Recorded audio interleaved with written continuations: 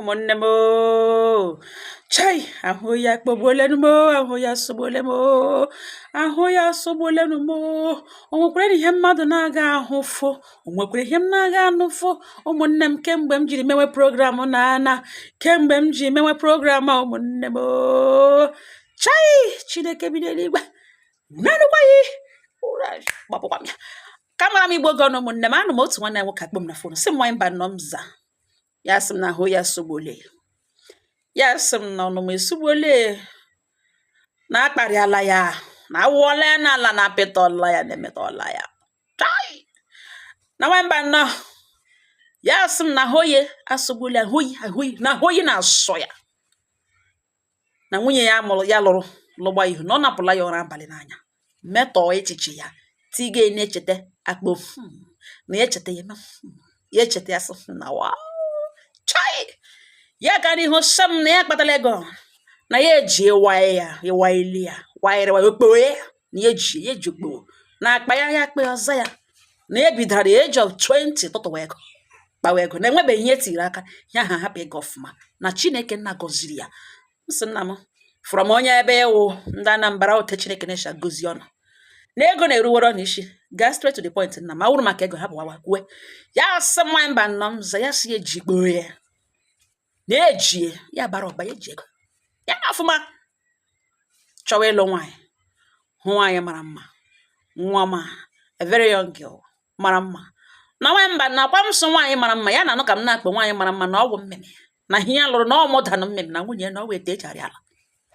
na nwa na ọwa n'ụgọ mịnọmịnọ ya ele agwa ya oji agwa gosiri ya na nne na nna ya zụrụ ya ọfụma ọ bịakwụ tọpụ ya gbaa na ọ wee graduate na ọ gara skuul na ọ gụrụ akwụkwọ graduate ya ọfụma pụta ji certificate ya na ọ dị mma tụwa na ọ ihe o ji pụta na ihe ọ si agụrụ nwanyị mba nọ mza. Chai, ụmụnne m ele otu esi edowe na-akụ ihe kere nwanne nwoke aga n'ihu sị m na mgbe ya hụrụ nwunye kporo yulu ụmụnne ya kwubie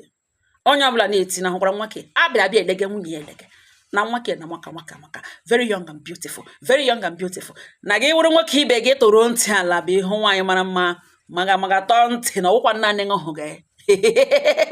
na ọ manyere na ihe ya lụrụ na ọ kọntena of ihe niile okporo nwunye na ọ mara mma nwunye ishe buo ya ebe ọbụla ga koere nwatakịrị aka December last year na ọ hịọrọ n'ụlọ ya na ya arụchara ụlọ ya ihe eji mepee na ọmara eji ya na ya mepere ụlọ ya ma ị ga-akwụ ụgwọ isi nwunye ya deti ga-eri iche traditional marriage ya deti dị iche December akwa ihe a niile hịọga December last year white wedding ya deti ya dị iche na ya mekiri sure na ya mere obodo ha ọkụpa n'ụlọ ya one after the other celebration one after the other ya lụkwa nwunye ya lụcha ya ozugbo ya lụchara nwunye o weta aka January 2nd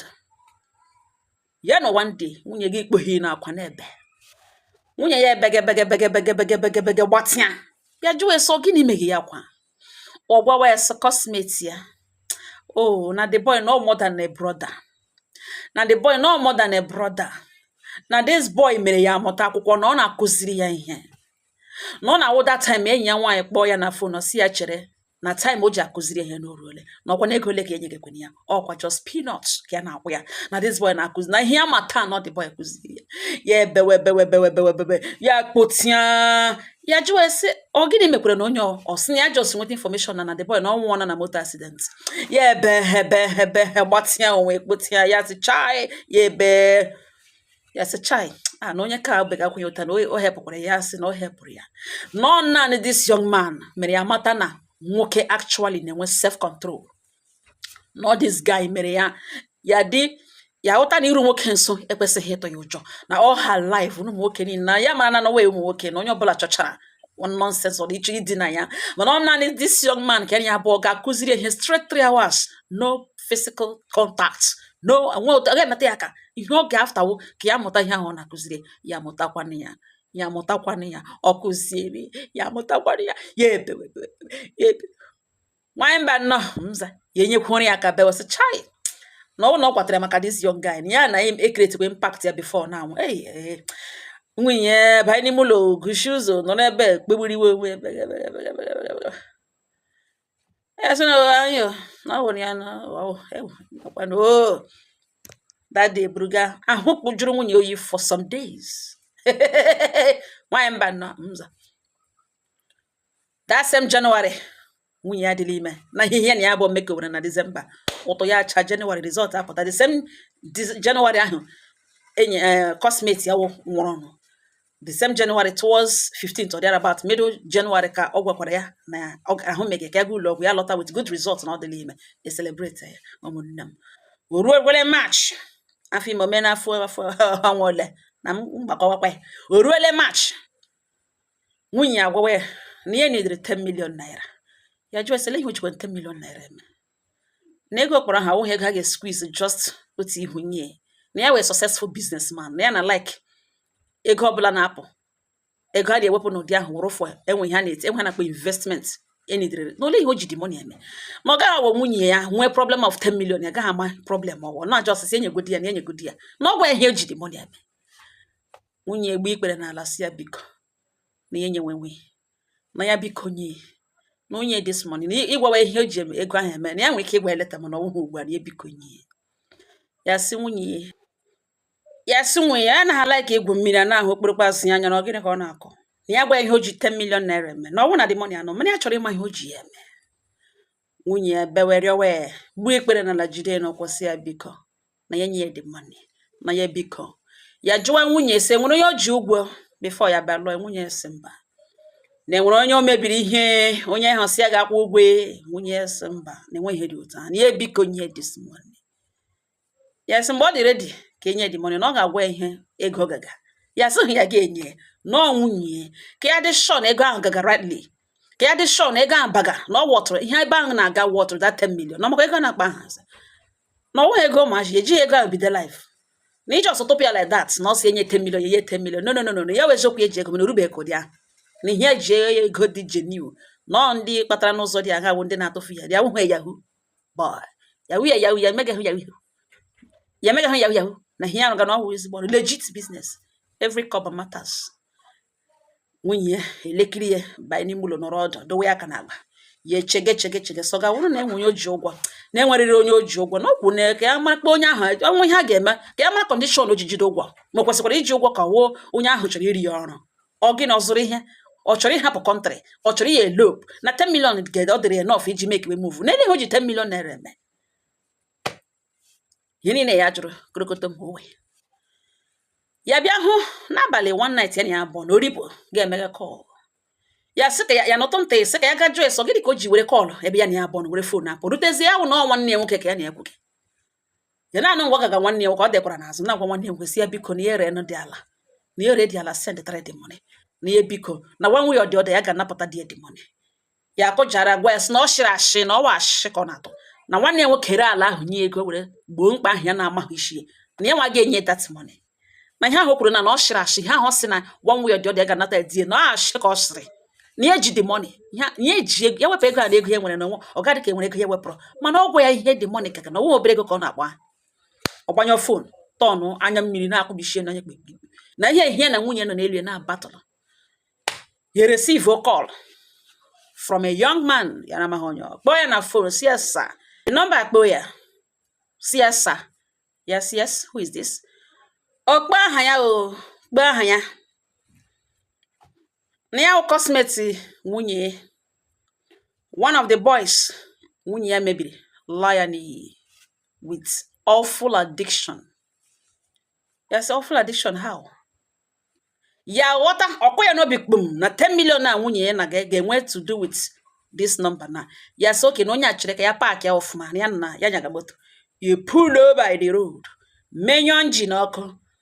gbala seat azụ moto ya connect to speaker dero phone ya la bantụrụ ka ya nọcha ya ntị ya niile meghe ka udo nwanyị mba nọ mza nwata gị okorobịa gaa n'ihu na actually na nwunye ya mere ya na cosmate na ha dị atọ 2 boys and nwunye ya wụ atọ na ha dị atọ no into this thing ya na aga ikoro now na ha dị atọ no into it na mgbe ha nọ school na university na enwere presentation a group their cosmates group ohe group onye ọbụla nwere topic group ahụ ga-present na nwunye nọ na group ya and ha dị atọ na ọ naanị ha atọwo nọ na their group ga-present kwere nye ha kwana ha topic ga-present that topic the day ga-present all group by group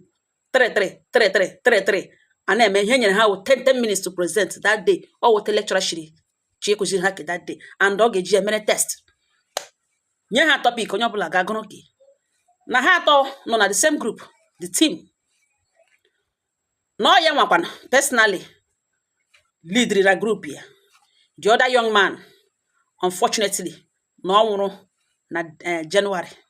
ka ọ nwụrụ na motor accident ka ọ nwụrụ na mgbe ka ahụ nwụrụ this year January ka ọ nwụrụ na motor accident now na 3 of them na ya nwa lead n'ihi na ya kacha wee mara akwụkwọ ọ ya ka ha nọ na-eme rehearse throughout the time of rehearse ma gịnị na nwunye ya na nwunye mere ihe introduce into threesome na nwunye ya ọ gịnị butere na the other guy nwụrụ na accident nga a nọ na rehearse ga the guy hit mege ya yipụga efe ka elu ya yipụga jean ya o force Monica oyi nwunye ya agwawada guy si na wow gbagagba ya na ọ gbagotere na engine ya na ogirishi ya na ododoro na ọ bụ exactly ihe ya na like the boy achiwe were ihe hụrụ yi hakwa trouser ya gwa ya so chiwasa no ya ka ya na ya boleke kana ka ya kana nwunye ya gwa ya so wash no tele ahụ fara this size of gbagagba na ya wash na ya chekeke na ngwa ya chekeke na ihụrụ omege nwunye yiri nwe ya yishia ara na ya n'obi agbachapụta nwa dị mma na-aba n'anya na nga ha na-atọ nọ na room na ha ya nwa bi off camp nọ na room ya ka ha niile mege ngeri hazga okpuru jean trouser oyi kputuo ofo red pants oyi na red bra odropụ bradoto si na owepụta ka ya nga na-eshi agụgụ mgba na ala n'ụdị mgbe oyi shiri ihe onye nke yipụ enye nwoke ke yipụ bụrụ ngwa ike egbupụ ha oke ekpupụzie trouser ya nwezi erection na ihe o ji nwoke akwụrụ ya ele anya ịnụkwa ya jụọ esi ihe ọ nakwadokwa na ọkwa egugo ọ ga-cross likwe road ọgwụwa ya si ya na ọwụta ya na like ya na like na ha dịgodo ụmụ nwoke 10 na-enwe ihe awụrụ ya enye nwoke ele ha so ngwanụ ka atra ya na ọ wụta ha shi bido threesome na n'abalị echi ahụ na ha agụghị pịam ya na the other guy edegutekpe ire nwunye ha na-atọ ihe ha mere onwe ha ọwụ ihe ha ga-echefu inehọrị ha eshitezie from that day mere gawa na ha atọ bidoro ime ihe a mgbe ha nọ ye 2 ha megide ye 3 megide by final ye megide ya finish ye megidekwe ya even mgbe ha gara service na ọkwa ọta ka a na-ebuku agakwa meet somewhere 3 of them abịakwa ke ọzọ nwụrụ anwụ a suggest yes why not 3 of them ịlụ ebe ha na like ya like this ya nwa sị Chineke ekwele na otu egeshi agwa na onye ga-ele father ga officiate the wedding ha chigbuo ya n'ọchị nwunye ekwe ha nkwa that na ha lụgụchigodo di na ha ga na-achọkwa find way abịabịa eme adọrọ hen into threesome ebe ọ mara ha one soul in 3 bodies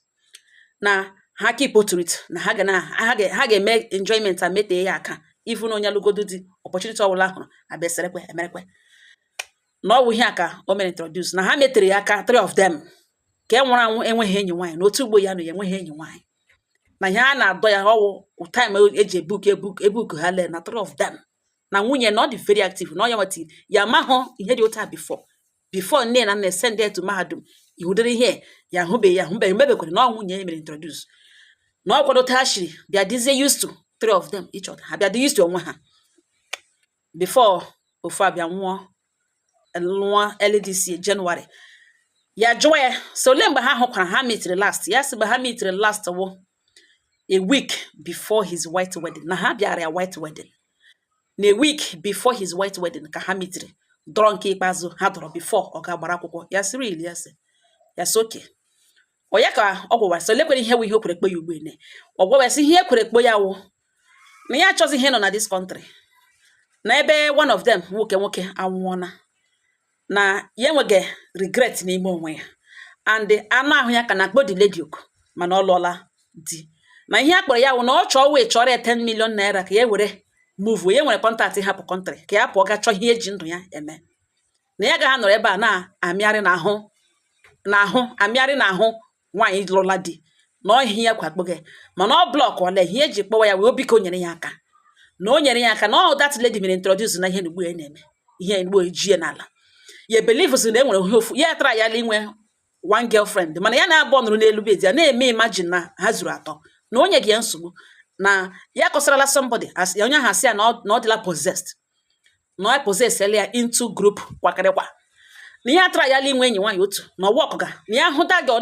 na-adị ya ka the girl ọwụ small tiny ihe ya ga-edivoa na ọ gaghị ezuru ya na ha abụọ na-abara na ya ezuru ya na one girl anaghị ezuru ya na nwunye mere introduce to this thing mee ha dị used to onwe ha mana ugbu a na ofu anwụnọfọ ya na ya abụọ ndị ọlụọla di na-ele ebe ya kwa anwụ na ihe agwaghị ya wụ na ya mana o ji the money ọ lọtakwara n'ụdị ji ego na ya wishiri ya good luck na onye ya chọrọ 10 million were settle na ihe na o tiri n'ime ka ya hapụga kọntrị gbapụga pụọ ebe ya na-aga echekwe maka ya na ihe na otu esi efil gị na ya ga fọda na ifil this thing mgbe ya na-ahụ ya na o nwere ike irute mgbe ya ga-achọwa isi ya ka ha na-atọ nwa otu mgbe ka ha ga-ezuru ike n'ihi na ọhịa o tiri ha n'ime ya nwanyị mba nnọọ mza ya jụwa the young man si ya ga-like ịhụ ya ọ ga-abịa yes na ya ga-abịa na ya mind ya ghọtakwa ya onye ya blackmail gakwa ya enweghị ofu mkpụrụ ihe eji aka a blackmail ka enwekwa ihe ya gwara na ya ga-epost n'ịntanetị enwekwa ihe ya gwara na ya ga-ekwu ihe ya gwaga ya wụ na ọ chere ya ego setụlụ ya ka ya pụọ ebe ọ lụọla di ga chọrọ ihe eji ndụ ya ma arịrịọ ka ya rịke ọ nakwala asị na ka ha hụ na o jikwe polisi ọkwa ya makwa na o rekọdụ ga kọl ya na ya abụọ na enwekwa onye ya blackmail ga na ihe ya rịọga ya wụ na onye 10 million naira ka eti na ka eji hapụgara ya kọntrị this country ọ nọ na ya ọ gaghị abanye na ya abụọ na ya chọrọ respect the fact na ọ lụọla di respect the fact na ọ hapụla ha ka ya ga chọọ wee shi n'ime ihe o tiri n'ime pụta na ya amaghị otu ya ga-esi nọrọ with a single girl ọ gaghị ezuru ya ọ naghị ya ka ya na mmadụ nọ o less ya na-eme ma ya jighụ imagination na this lady nọ present the other guy nọ there three of them na ọ na-adị ya ka enwere ihe mere na ọhịa ya rịọga enweghị ọzọ ya rịọga ka ya pụọ ga chọwa ụzọ ya chọwa ewe out of this thing o tiri n'ime nwanyị mba nọ mza ya soke ya gwa the young man na ọ bụrụ na ọ ga nke ọ chọrọ na ya ga-enye ya the money on one condition na ya ga-achọ ka ya na ka nwunye ya nọrọ present mgbe a na-akọ ihe ka nwunye confirm ọ na ihe mgbe okwu gị na ọwa eziokwu ya si nsogbu na ụsa nwanyị mba nọ mza ya nọrọ nga aha na gboo nwanne nwunye mee invite si ya bịa na so place na enwere business ya chọrọ ka ya na ya bụ discuss na ya eji a lot of businesses na ka ya ga handle this one na ya chọrọ ka o ji aka eme that one were ego ya were ego just rie everything ya just connect to that business nwanne ọgọ ya nwoke asị really ṅụọ dị very happy kedu ọkpara o ruo that day ọ wụchachi agwa the boy ebe ọ ga-apụta n'ihi na ya gwala na ya ga-enye the money mana ọ one condition ọ ya ka the young man bịara nwanne nwunye ya bịa di ya kpee na ya nọ di ya sị nwunye ya bịa ka enwe ebe ya chọrọ ka ya na ya bụ ka ya ha somebody ọ ya ka nwunye jikere ha drive gaa na the same place ha na nọ ezukọ di ya ozugbo nwunye hụrụ the young man ya sị na ọ na-arịtugo from moto ya gwesị ya rituo n'oge ka ahụ ihe ọ na-eme na n'oge ya gaala na ya rituo n'eziokwu niile agbaala na ihe ajọ chọọ confirmation na ya rituo from moto ka amara ya mara bido ugbu a tiwe okwu ọnụ no stress kwala this matter more than she has already stressed it ọ ya ka nwunye step down bịa were oche n'oro ya jụwa the boy so olee ihe ya mere o ji chọọ ịbịa napụ ya ihe ọma Chineke mere nyere the boy so ọwụhụ ya bịaghị napụ ya ihe ọma ihe anaghị nọ settlement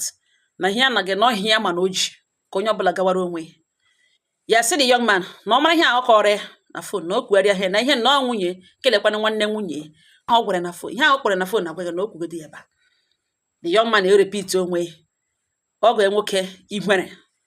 ya were aka kọ na tebụl sị what tọn olewe nwanne ya nwaanyị kpuda ihu n'ala ya sị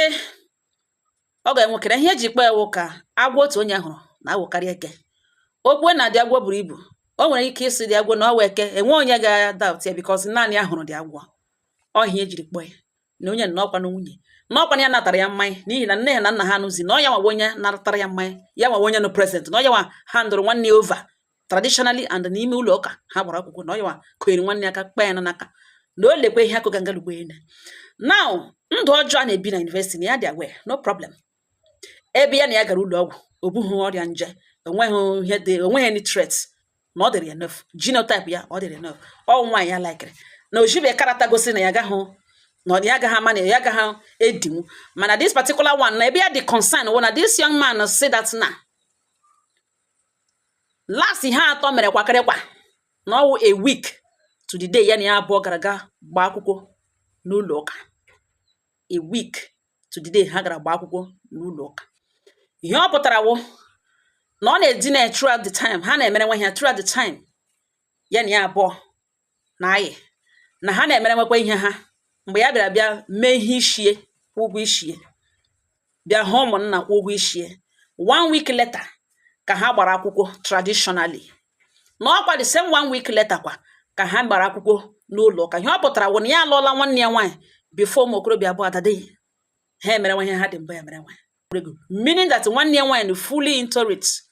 na ahụ ya otaka echichi echi otaka ụwa ya na chi eshiri ka ya otaka osha alike ya bara ajụ ya na ajụ gịnị ka o megakwana with one man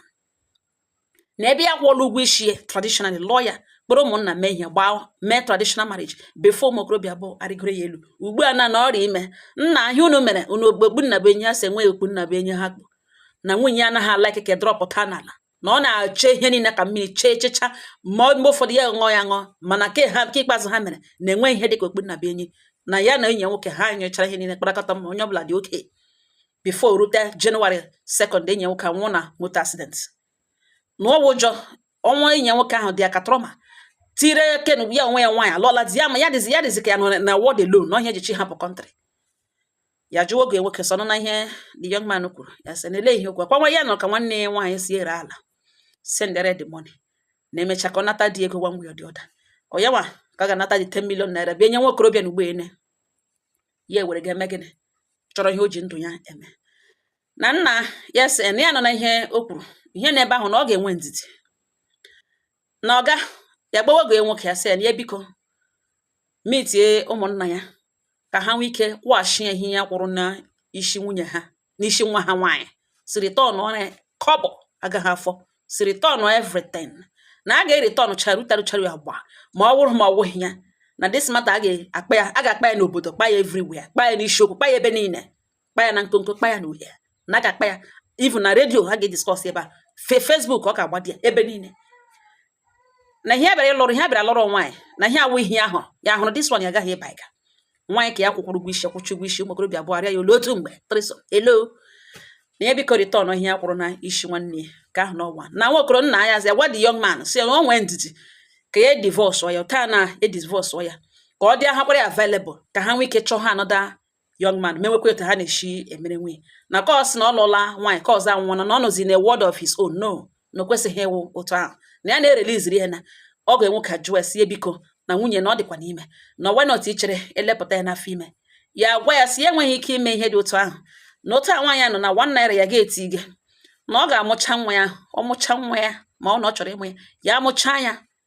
akpịrị ege mee DNA test ọ wụrụ nwa ya kwụọ ihe niile wụ biz eji gbapụta ya n'ụlọ ọgwụ kwụọ ihe niile kporo nwa ya stil ya ga-edivorce kwa ya na ọ gaghị awụzikwe nwunye ya amụkwa n'anya ele ya ọgwọ nwa ya ha agachi ike mana 1 naira itinye n'ụlọ ọgwụ emeke ọzọ na ya ga-ewepụ aka na otu a n'ọnụ na ya amaghị ma nwoke ya amaghị ma ndị a nwe nwa na ya amaghị onye ka enwe nwa ihe anaghị emewe ilepụta ya n'afọ ime mekwuo na okporo lepụta na o jiri mọnị ọ ga-elejile nwanne ya anya wepụta n'ọnọdụ ahụ nkwa ya na-ekwewu akpụrụ nwatakịrị gaa ụlọ ọgwụ ọ wụrụ ya nwe nwa na ya ga-akwụ ụgwọ eji lepụta n'ụlọ refund ihe niile wụ expenses eji gbapụta n'ụlọ ọgwụ kporo nwa ya mana ọ gaghị awụkwa nwunye stil ya ga-edivorce na ọhịa ya gwụrụ oge nwoke si ọgọ na ya mana obi ya dịkwu na ihe igwe ya eziokwu na ọhịa ihwere mana ya taa ya eze lee ya menwere otu a ga-esi gbaghara na ebe ka ha nwụọ na kelesi ya gachala bekee na ọ ga-emekwere nwunye adịrị available ya jụọ ya sị dị available na ọ dị gị na ọkwa otu eshigbo ya kporo gadị na ya kporo driva ya ha ezuo ụmụ nwoke ahụ na ihe nwanne ya nwaanyị dị isi ọwa nọga ihe a na-akọ na ọ nwanne ya nwaanyị initiatiri ha into it na ọma ihe ọwụ nwaanyị nọ ụmụ nwoke abụọ ararị ya elu ya dị comfortable then ihe ya na ya mere kemgbe na ọtọ anyị na ya egwuregwu ka egwu otu ekele nwoke na fil gị ọ si ya ọ na-arị ahụ istik with one girl na ọkwa ọtọ ọraga nwanne ya nwaanyị ahụ na ọ just na-eche one day na nwere ike kpọrọ domestic workers ya kpoziere ha ọrụ bido di na ọ wote anụ ahụ ya na-eshi anabata na ihe ọ lụrụ ya na ọka ọjọọ ọzụzọ onye lụrụ di na ya gaghị aga fọda na oge nwoke na-arịọ ya onye ihu na-arịọ ụmụnne na-arịọ onye azụ na-arịọ ya si biko na m gwetadere n'okwu na ogbotowara ya unu na ọ wụrụ nwa ole ihe ị ga-eme ụmụnne m ọsọ wụrụ gị ole ihe ị ga-eme na ahụ kpara na ahụ jụrụ ya oyi na ụnụ gwadele onye setụlụ na the young man ọ gawa ala bekee chọrọ ihe o ji ndụ ya eme still divorce kwa nwunye ya nọ na ya ejiri money ya metere the young man ebere na ụnụ gwadele onye nye the money ọ hapụ ka kọntrị gawa ebe ọ na-aga na ya nwekwe nye ya the money na okporozi eke nwaanyị ha gawa that means ya nwa wozie run ya nye the money ha ga-alaghachikwa back to ihe ha na-eme eleke ya nwa luzuziri na ya amaghị what to do na ụnụ gwadele ya biko na ụnụ gwadele na ọ wụrụ gị ole ihe ị ga-eme na ụnụ tụledele kwunu gwadele n'oge nwoke na-arịọ ụmụnne nwunye na-arịọ pastọ ha torela hinya pastọ na-eti si na-agba n'ọkasị nụkwa pastọ akpọwala esi abịa na enweghị ha na-ama ụta ga-eme na nwunye onye ọnụkọ na-arịọ na m jidelu na ụmụnne ọ wụrụ na ole ihe ị ga-eme ke kpara m ọnụ nsụnụ ọnụ enweghị m kwuru nke a enweghị m ke gbagotere agbagote enweghị m kwuru m sị aga nna m ha ikwuru okwu ka ọrụghị nwa na ntị mana aga m agbotere ya ụmụnne enweghị ihe ọbụla ha gwara ha sị gị setụrụ the young man ọ gawala bekee gị divorce nwunye ọ gị gbaghara ya ngwa ihe ọbụla ha gwara ha gị were mere okwu all the reason for this program ụmụnne n'olu mana ile ya a lot of people get the same thing gị mara at least ihe ha na mmadụ buru ibu rụtụ gị aka na ọ wụtọ a ga-eme ya dị mma ụmụnne m ọ nga ọha nọ m n'ọnụ udo dịrị ọnụ